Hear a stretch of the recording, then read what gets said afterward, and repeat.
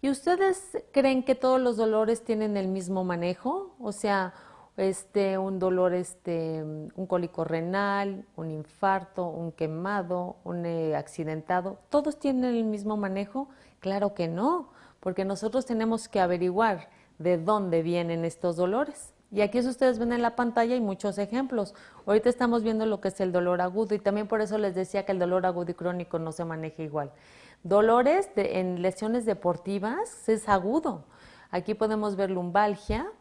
Esto ya es un cáncer de mama, que eso ya puede ser un dolor crónico. Migraña es un dolor de tipo agudo, que mucha gente dice que es crónico recurrente. Cirugías, traumatismos, escaras de decúbito, por ejemplo. Bueno, y aquí ponemos uno que esto, una colega que siempre me dice que bueno, esto estaba la Mona Lisa y después de la cirugía, pues después va a tener dolor lumbar, ¿no? Pero bueno, a lo que voy es que no todos los dolores se manejan igual. Tenemos que ser muy, pero muy cautelosos en saber de dónde viene el dolor. Porque si yo les digo ahorita, a ver, les voy a traer una charola de analgésicos, escojan el que ustedes quieran, ¿cómo eligen el analgésico adecuado? Tenemos que saber el origen del dolor.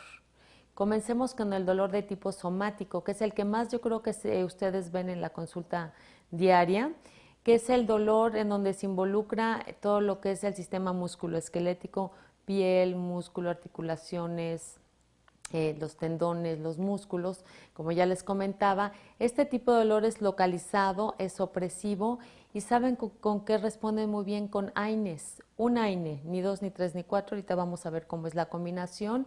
Opioides, ya sea débiles o potentes, y algunas veces se necesitan infiltraciones.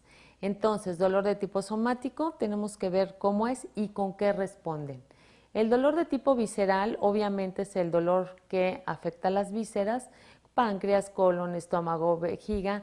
Aquí los pacientes a veces dicen, no pueden decir exactamente cómo es, pero es de tipo cólico, hay espasmo, está difuso. Aquí va muy bien todo lo que son los anticolinérgicos y hay 3 AINES en el mercado mexicano, que son los analgésicos antiinflamatorios no esteroideos, que tienen una propiedad de tener un efecto antiespasmódico, que son metamizol, indometacina y clonixinato de lisina. Los AINES, colegas, tienen varias propiedades, entonces tienen que valorar qué es lo que más quiero yo de mi AINE, efecto analgésico, antiinflamatorio, antipirético o antiespasmódico, y no todos tienen las mismas propiedades, unos más, otras menos. Entonces tienen que saber de su AINE que van a escoger, que es lo que más recetamos, cuáles son las propiedades más importantes. El tipo de dolor neuropático es aquel que involucra el sistema nervioso central y periférico cuando hay una alteración o disfunción. Este tipo de dolor, ¿cómo lo refieren los pacientes? Dicen, me arde, siento toque eléctrico, me quema. Aquí es también muy difuso, hay algo que se llama alodinia, que es cuando el paciente tiene un tipo de dolor que no es que es el resultado de un estímulo no doloroso, como el roce de unas sábanas, por ejemplo. Parestesias, que sienten como dormido, y disestesias son sensaciones raras. En estos pacientes aquí no sirven los AINES y mucha gente es lo primero que les da a los pacientes. Tenemos que saber que el dolor de tipo neuropático responde muy bien a los antidepresivos, sobre todo tricíclicos, anticonvulsivantes, podemos poner bloqueos. Opioides lo pongo aquí yo con interrogación porque son muy pocos los opioides que sirven para dolor de tipo neuropático. ¿Como cuáles? El tramadol, buprenorfina, oxicodona son los que están comprobados. El que tiene más resultado y más evidencia científica es el tramadol. Entonces, estos son el origen y tenemos que saber para saber qué tipo de medicamento vamos a dar. Por ejemplo, dolor neuropático agudo, que es lo que estamos viendo agudo, ¿cuál puede ser? El herpes zóster. El herpes zóster es un dolor agudo neuropático que le da mucho dolor y claro, estos pacientes les dan AINES y no se les va a aliviar su dolor. Recordemos que también puede haber un dolor de tipo mixto. Si una persona tiene, por ejemplo, una compresión radicular, puede tener ahí el componente somático y el componente neuropático, entonces es un tipo de dolor mixto y como tal lo tenemos nosotros que tratar.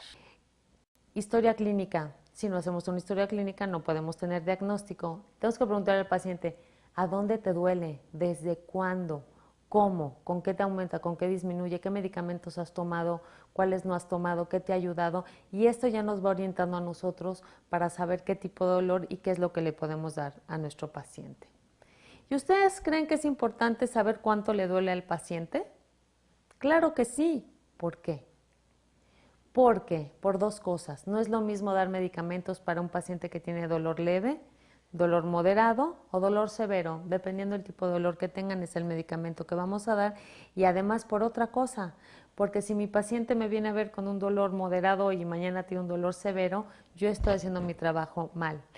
Entonces, por lo tanto, necesito yo medir el dolor para saber qué le voy a dar y si estoy haciendo bien mi trabajo. Como el dolor es subjetivo, pues tenemos muchas escalas. Muchas están descritas en la literatura. A mí me gusta mucho esta, que es la escala visual análoga, en donde 0 es no dolor, 0, no 1, 0. Y 10 es lo máximo del dolor. Y yo le pregunto a mi paciente del 0 al 10, que el 10 es el dolor más intenso que has sentido en tu vida, ¿cuánto te duele? Y si mi paciente se me queda viendo así con cara de que no entendí, nunca le sugieran, oye, ¿te duele como 3 o como 4? Porque el paciente lo va a decir. Pero por lo general sí responden. No responden, entonces está esta escala que pueden ver de caritas, que también el paciente puede ver con las caritas cuánto le duele. También aquí podemos dolor sin dolor o dolor severo o dolor moderado. Entonces, ¿cuál es la mejor escala? La que ustedes utilicen y puedan obtener la mejor información. También existe esta escala de caritas. ¿En quién yo la utilizo? Yo la utilizo en los pacientes adultos mayores que a veces no me entienden con esto del 0 al 10, entonces yo les enseño caritas. También obviamente la utilizamos para niños y yo puedo saber ahí más o menos cuánto le duele a mi paciente y por lo tanto sabré qué darle. Y ya que estamos hablando de niños, por favor, ustedes que ven niños, es muy importante que se quiten el mito de que a los niños no les duele. A los niños, por supuesto que les duele. Las vías del dolor y los centros corticales y subcorticales necesarios para la percepción del dolor ya están bien desarrollados en estados avanzados de la gestación. El recién nacido tiene todas las estructuras neuroanatómicas para transmitir impulsos nociceptivos desde la periferia hasta la corteza sensitiva. Y esto es muy interesante, la falta de alivio del dolor en neonatos puede producir conductas adictivas, autodestructivas y sociales en la etapa adulta.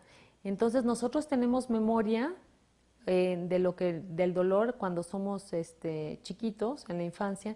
Entonces sí es muy importante. Si hay un niño que le tienen que hacer circuncisión, por favor anestesia. Si hay una niñita que le quieren poner los aretitos, anestesia. Consideren que a los niños les duele. A los niños los operan y es dolor agudo. A los niños también pueden tener quemaduras y eso es dolor agudo. Yo acabo de ver un paciente que acaba de tener unas quemaduras, un niño, y le dimos morfina. Los niños tienen el mismo derecho al acceso analgésico como los adultos. Otra, ya que estamos hablando también de los mitos, otra es que el paciente anciano tiene que envejecer con dolor. Recuerden que ustedes y yo vamos a ser viejitos y algo nos va a doler. Entonces tomen en cuenta que los pacientes ancianos son una población en desventaja. Si ustedes han ido a los asilos, ahí se utilizan menos analgésicos que en los hospitales, porque dicen, bueno, pues está viejito, algo le tiene que doler. Y si es que les llegan a dar algo, les dan 2 o 3 AINES, y esto les llega a causar a los pacientes adultos mayores no nada más sangrado de tubo digestivo, se pueden llegar a morir por sangrado de tubo digestivo, y esto pasa en nuestro país y en el mundo. Imagínense estos pacientes demenciados, también viejitos, en ellos pues menos es la atención. Y si yo siempre les digo a mis alumnos, como te ves me vi y como me ves te verás, entonces también tenemos que tratar muy bien el paciente adulto mayor para que no tenga o tenga menos dolor. ¿Y ustedes creen que para tratar dolor solo se necesitan fármacos? Claro que no. Tenemos un arsenal de opciones. Los medicamentos obviamente que sí, pero por ejemplo si un paciente tiene un dolor agudo y tiene apendicitis, pues tenemos que operarlo. Si hay una fractura que es dolor agudo, un paciente accidentado, pues tenemos que utilizar entonces el recurso de la cirugía. La fisioterapia y la rehabilitación son excelentes para también complementar el alivio del dolor.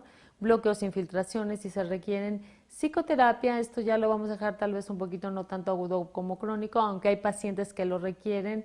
Y la medicina alternativa tiene que ser en nuestro país, que hay muchos charlatanes, pero hay gente muy profesional que sabe hacer una acupuntura muy buena, entonces tenemos que ver otras opciones que el paciente pueda tener para el alivio de su dolor. Obviamente podemos nosotros combinar todos estos tratamientos.